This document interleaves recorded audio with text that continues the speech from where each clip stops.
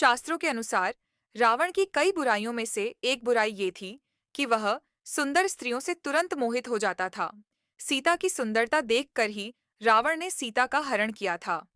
श्री रामचरितमानस के अनुसार सीता हरण के बाद जब श्री राम वानर सेना सहित समुद्र पार करके लंका पहुंच गए थे, तब मंदोदरी डर गई और वह रावण को समझाने लगी कि युद्ध ना करें और श्री राम से क्षमा मांगते हुए सीता को उन्हें लौटा दे। इस बात पर रावण ने मंदोदरी का मजाक बनाते हुए कहा कि नारी सुभाऊ सत्य सब कहहीं, अवगुण आठ सदा उर रहीं, साहस अनृत चपलता, माया भय अबिबेक असौच अदाया।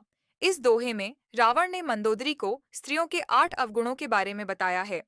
एक अत्यधिक साहस। रावण के अनुसार स्त्रियों में साहस बहुत ज्यादा होता है, जिसके चलते कई बार वो ऐसे काम कर जाती है जिसके परिणाम स्वरूप बाद में उन्हें व उन्हें संबंधियों को पछताना पड़ दियचता है।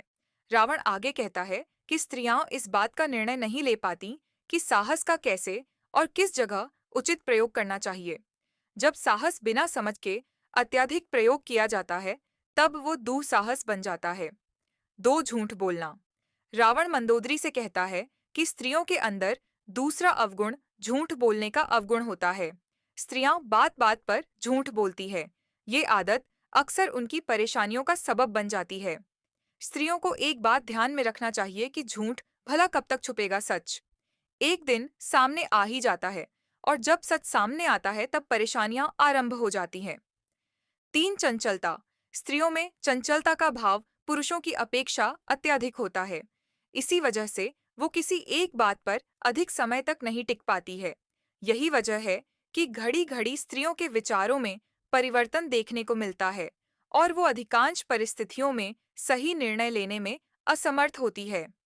चौथी बात है माया रचना। रावण कहता है कि स्त्रियां अपने स्वार्थ सिद्धि के लिए कई प्रकार की माया रचती है अपना काम कराने के लिए वो व्यक्तियों को कई प्रकार के प्रलोभन देती है, रूठती है, मनाती है।